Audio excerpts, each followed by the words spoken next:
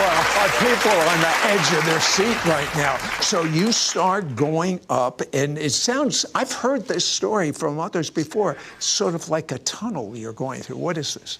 When I got to about 1,200 feet, I tilted my head back, and this beautiful golden circle appeared in the sky. And then the center filled with gold. It opened, and suddenly it was as though I had put all the thrusters on the jet engines. I went zipping into this tunnel of light, which I'm sure many people have heard of. And I'm traveling at tremendous speed. I'm leaning back at about 45 degrees. I have incredible sensation of speed, but typically you feel the wind in your face. There was no wind and there was no rushing noise of the sound of travel, and no jet engines. and tremendous speed. I bet, I'm guessing Mach 1 possibly.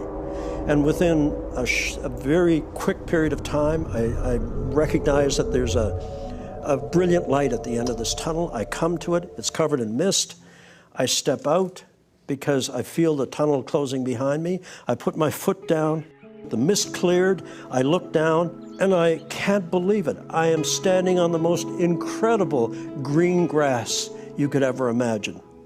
I now know where the saying comes from. The grass is always greener on the other side. They're talking about heaven. But I've been told the colors it's greener than any green we have here. If we have a spectrum of colors on earth, heaven has 10,000 times 10,000 more. It is a feast for the eyes. Okay, but then you see some darkness. I look up from that beautiful grass that radiated light from underneath my feet, and there's as though a dividing line, a median, has been drawn in front of me. To the right, there's this beautiful mist-colored field.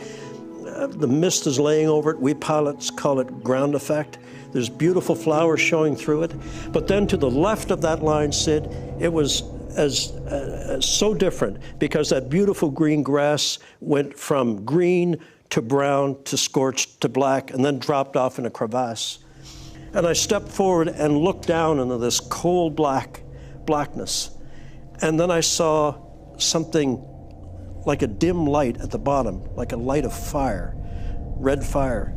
And suddenly I heard the strangest sound, like two massive iron doors opening and screeching on hinges that had not been used in a long time. And suddenly emerging from those doors was the most hideous creature you could ever imagine. Hollywood could never duplicate what I saw. So I'm looking, I see this thing coming out, and suddenly I'm assailed by this horrific smell that comes out of that pit, an odor of death and decay and of things long dead, things that should never see the light of day. And it gazed up at me, and when its fiery eyes looked at me, it started to make its way up the wall of that pit. But its body, Sid, was formed of like a rolling mass of dark cloud with a face on it. And I heard the most horrific things. Something screaming within the body of this creature. And then what absolutely horrified me was I heard my name being called. This creature knew me. It knew me. And it was coming for me.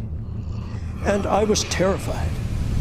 I mean, I'd love to tell you I stood there and wanted to do battle. I was terrified. And it reared up out of that pit over me. And the most hideous face imaginable, massive in its size, snarled at me. And there was this feeling of an anticipation of glee, that it couldn't wait to get its claws on me.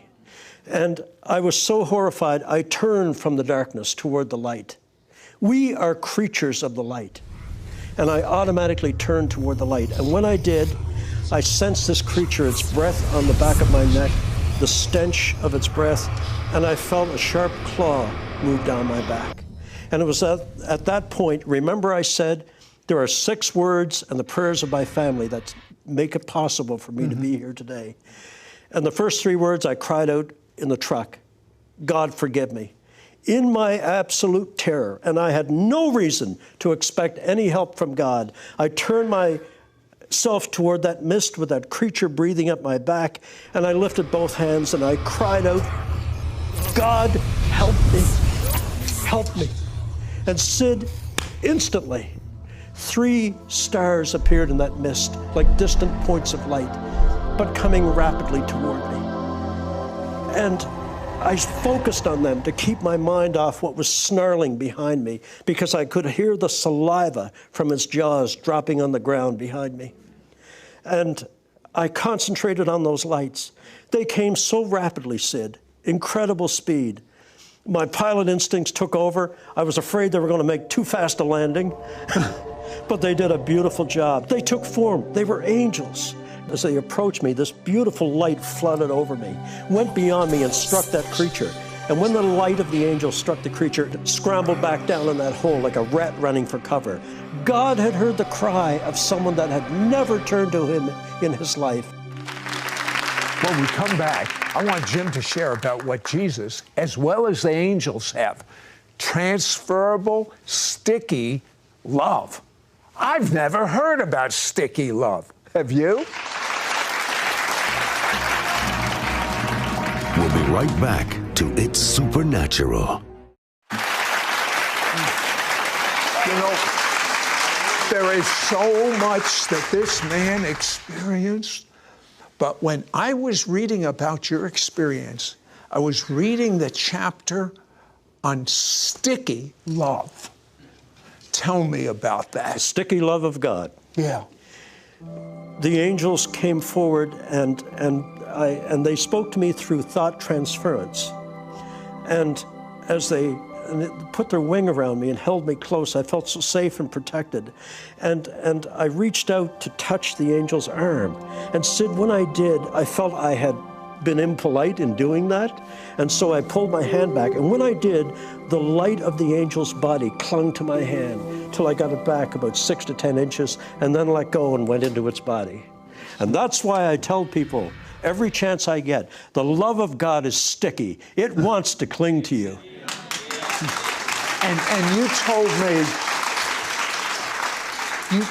me that God was in process of replacing all your selfishness, all your greed, all your lust for love. Explain that. I don't think a human soul, a soul or spirit can go through this experience and not be profoundly changed. And I feel as though I have been truly born again. Not only have I come back from the grave, my soul has come back from despair. My spirit has found God again. And I will be eternally grateful. Tell me about the Hall of Knowledge. Heaven, you have to suspend all that you've been taught about physics and gravity and time and linear space and spatial references. They simply do not exist in heaven. But I was shown the holy city. I mean, these incredible buildings of light, not hewn from stone, Sid, but hewn from blocks of light that exuded this warmth and love. And I saw the halls of knowledge, the halls of music, the halls of learning, the halls of everything that you wanted to learn about the mysteries of God. And then they showed me the nursery. The nursery, Sid. I think it speaks to the compassion of our God, that little souls that are aborted, God gathers their spirit back and they're raised in the nursery in heaven. Tell me about the size of your book of life.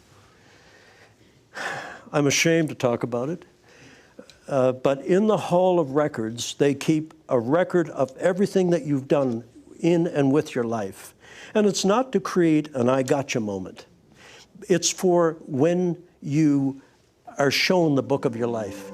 And when the angel pulled mine out of his robe and opened it for Jesus to read, I was absolutely shamed and mortified that all I had to show for a life lived that I thought was the ultimate in success was this small, thin book, no bigger than a diner, roadside diner menu. And I was ashamed that that's all. I should have, with all the resources and the time that I had, I should have had a book as thick as a Bible filled with all the goods, all the good deeds that I could have done. You know, as Charles Dickens said in his novel, mankind should have been my business.